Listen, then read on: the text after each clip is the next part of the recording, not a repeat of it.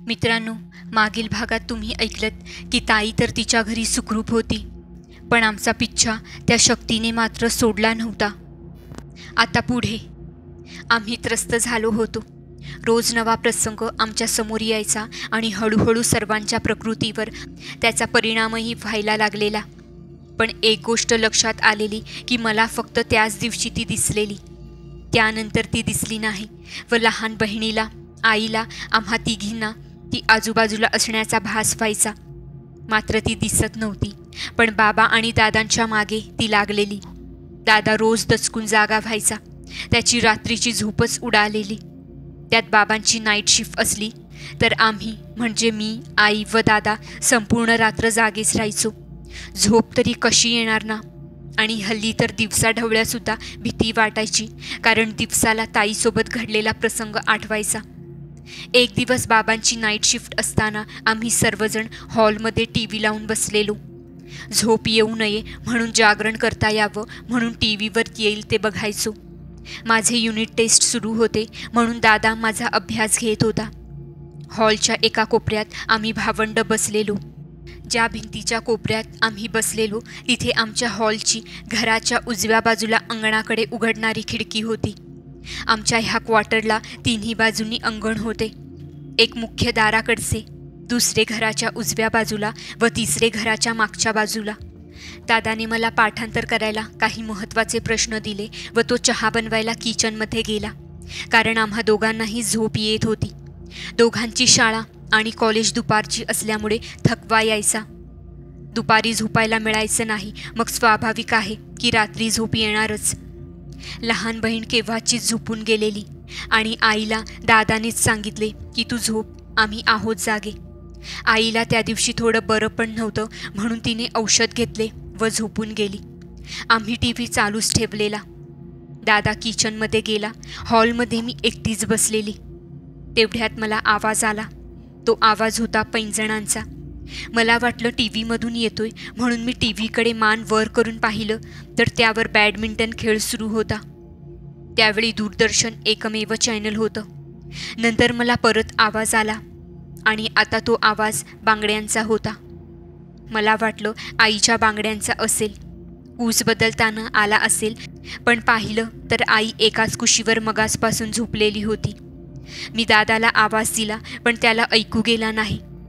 मी परत एकदा आवाज देणार तेवढ्यात ते दोन्ही आवाज, पैंजणांचा आणि बांगड्यांचा, एकत्र यायला लागला आणि असं वाटत होतं जणू माझ्या खूपच जवळ येतोय. माझ्या तोंडून अशा परिस्थितीत काहीच शब्द निघत नव्हते. मी ज्यावेळी दादाला आवाज द्यायचा प्रयत्न करायची त्यावेळी तो आवाज हळूहळू माझ्या आणखीन जवळ येऊ लागला. मग मी ठरवलं आईला उठवायचं आणि मी जागेवरून उठून आईला उठवायला जाणार तेवढ्यात तो आवाज इतक्या तीव्रतेने माझ्या कानाजवळ आला आणि त्या आवाजासोबत एक मोठी किंकाळी आली की मी बेशुद्धच झाली. जेव्हा मला जाग आली तेव्हा सर्वजण माझ्या आजूबाजूला बसलेले होते. मला शुद्धीवर आलेलं पाहून आईने तडक मला मिठी मारली आणि खूप रडू लागली, कारण जवळजवळ मी 4 तास बेशुद्ध होती. दादाने शेजारच्या काकांना सोबत घेऊन जवळच्या कॉलनीत राहणाऱ्या डॉक्टरांना आणलेलं. मला इंजेक्शन वगैरे दिले. शुद्धीवर आल्यावर मी तापाने फणफणली होती. माझी अवस्था खूप वाईट होती. मी रात्री घडलेला प्रसंग सांगितला आणि दादाला रागात विचारलं की तो त्यावेळी आला का नाही. त्यावर तो बोलला, तुझा आवाज ऐकू आलाच नाही आणि इकडे चहा ठेवताना गॅस सारखा विझायचा आणि काही वेळाने सुरू व्हायचा. मी चहा घेऊन हॉलमध्ये आलो तेव्हा तू बेशुद्ध पडलेली होतीस. पुढेही असे अनेक प्रसंग घडलेले. आई बाथरूममध्ये कपडे धुवायला बसल्यावर ती स्त्री आईच्या पाठीमागून एका खोलीतून दुसऱ्या खोलीत ये जा करायची. आईने शेवटी अंगणात कपडे धुवायला सुरुवात केली. बाबांना तर ती चक्क शेजारी झोपलेली जाणवायची.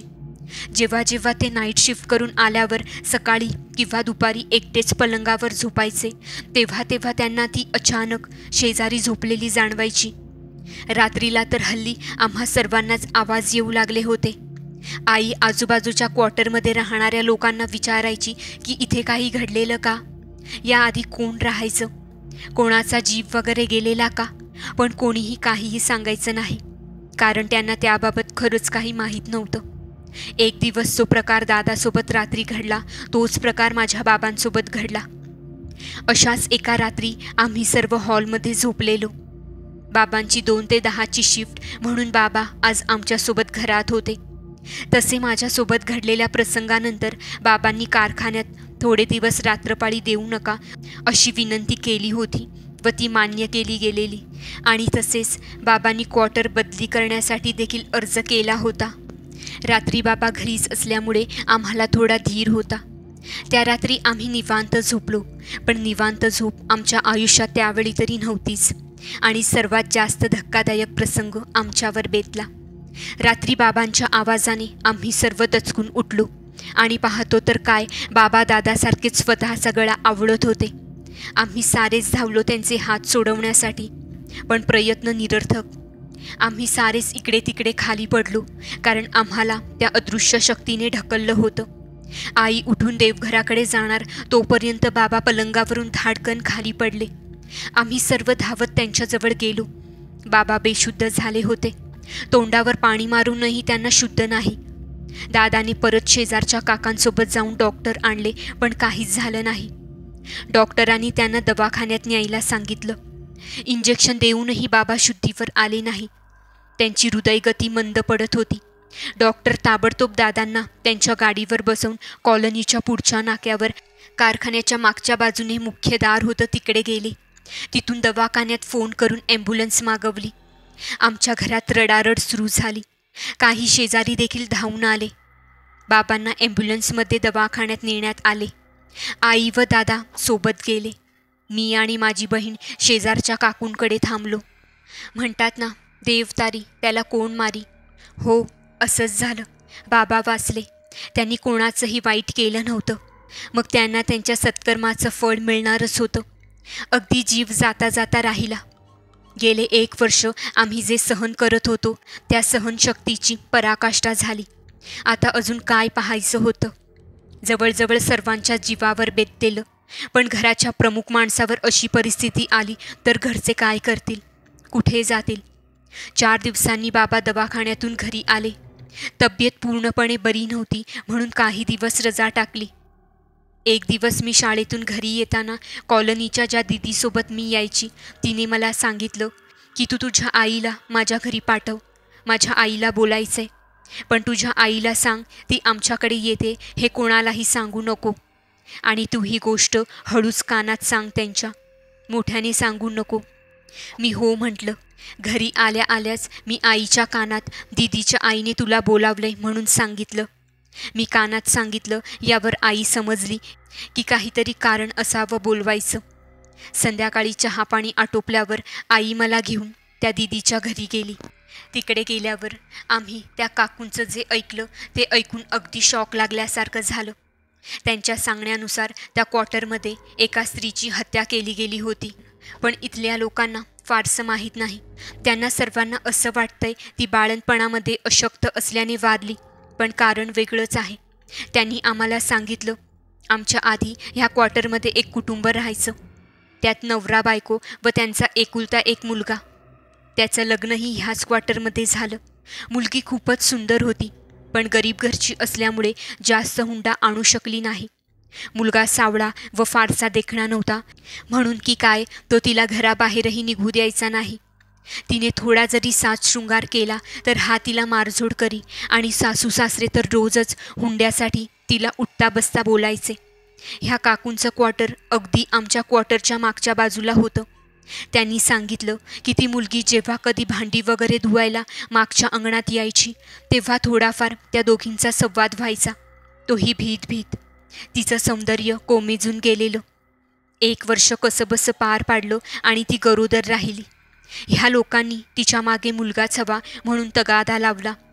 वर तिच्या खाण्यापिण्याची देखील सोय ठेवायचे नाही. त्या काकू तिला लपून छपून काही खायला द्यायची तर ती बिचारी टॉयलेटमध्ये जाऊन खायची. काकूंना सांगताना खूप रडायला येत होतं आणि आम्हाला ऐकून खूप वाईटही वाटत होतं.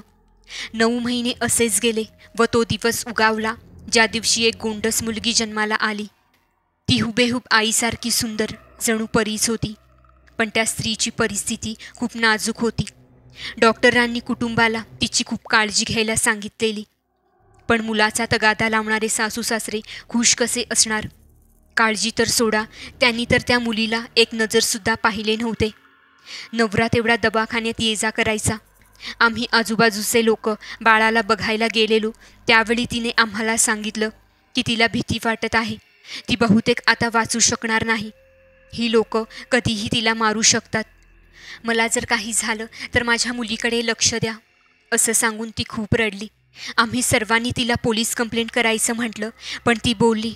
असं केल्याने त्यांनी पुढे माझ्या मुलीला नीट वागवलं नाही किंवा तिलाही मारून टाकलं तर? त्यापेक्षा नको पोलीस वगैरे, कसे का होईना माझी मुलगी जगेल तर ना. 5व्या दिवशी तिची दवाखान्यातून सुट्टी झाली. 12व्या दिवशी तिचे थोडक्यात बारसं केलं. सर्व काही सध्या तरी शांत होतं.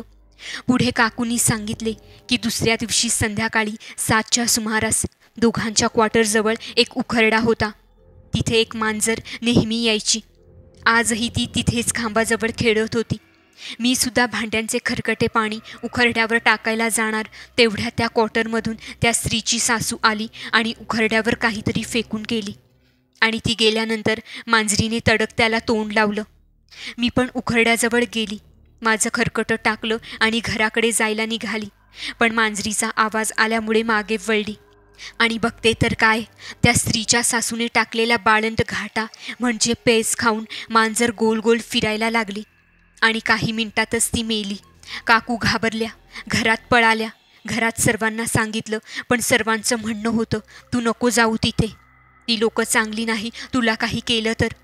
म्हणून मी आपली घरातच त्या मुलीचा विचार करत बसले आणि देवाकडे प्रार्थना करू लागले की भलतंसलं तर काही घडू देऊ नको, पण देवाला तिला त्याच्याकडे बोलावून घ्यायचंच होतं. सकाळी 7च्या सुमारास त्यांच्या घरातून रडारड ऐकू आली. आमच्या सकट आजूबाजूची लोकं त्यांच्या घरी गेली तर त्यांनी सांगितले रात्री अचानक तिला उलटी झाली आणि ती बाळाला सोडून गेली. पण खरं काय खोटं काय मला समजलं होतं, पण माझ्या हातात काहीच नव्हतं, म्हणून सर्व निमूटपणे बघत होती. काही दिवसांनी त्यांच्या घरातून रोज ओरडण्याचे किंचाळण्याचे आवाज येऊ लागले. सासू घरात कोणी पुरुष नसलं की तासनतास अंगणात बसून राहायची. सर्वांना अंदाज आलेला हे सर्व तीच करत आहे, ती तिच्या मुलीसाठी परत आली आहे. मग काही दिवसांनी परत शांत झालं आणि एक दिवस ती लोक हे क्वार्टर सोडून गेले. काकू आम्हाला सांगत होत्या त्यांचे एक गुरुजी आहेत, त्यांना काही विद्या प्राप्त आहेत, त्यांनी त्यांना बोलावलं आहे उद्या. तुम्ही पूर्ण परिवार आमच्याकडे उद्या ह्याच वेळी या.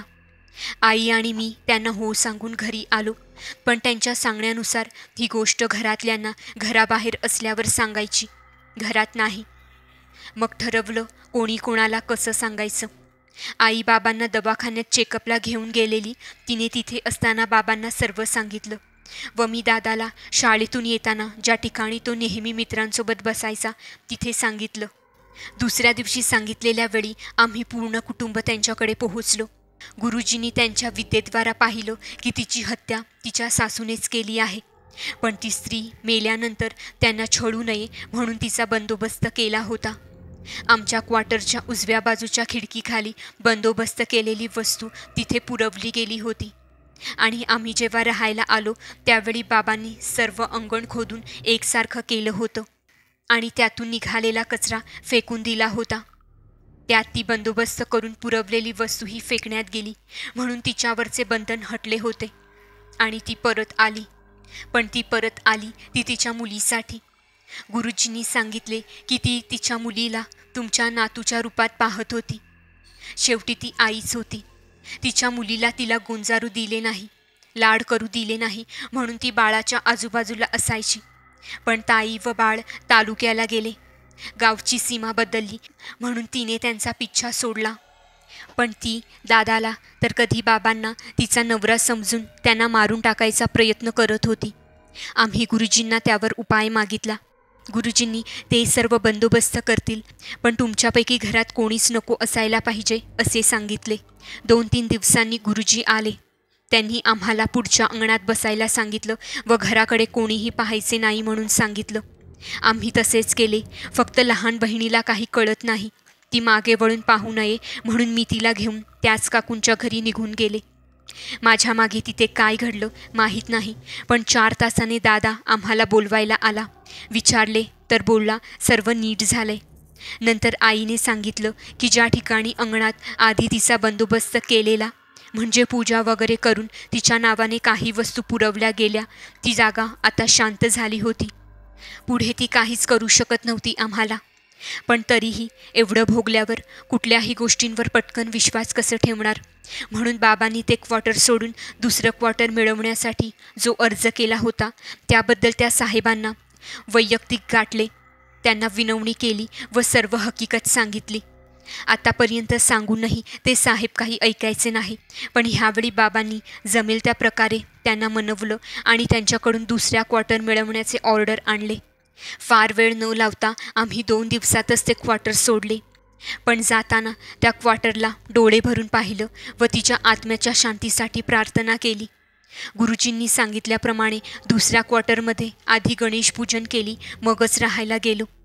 आमच्यावर बेतलेला काळ कोणावरही येऊ नये म्हणून आम्ही निघताना सर्व शेजाऱ्यांना सांगितलं की कृपया इथे कोणी राहायला आलं तर त्यांना आमची हकीकत नक्की सांगा, जेणेकरून आम्ही जे भोगले ते कोणीही भोगू नये व तिथे कोणी राहू नये. तर मित्रांनो, हा खराखुरा भयभीत करणारा अनुभव तुम्हाला कसा वाटला आम्हाला कमेंट्समध्ये जरूर कळवा आणि आमच्या चॅनलला सबस्क्राईब करायला विसरू नका. भेटूया पुढच्या गोष्टीमध्ये. धन्यवाद.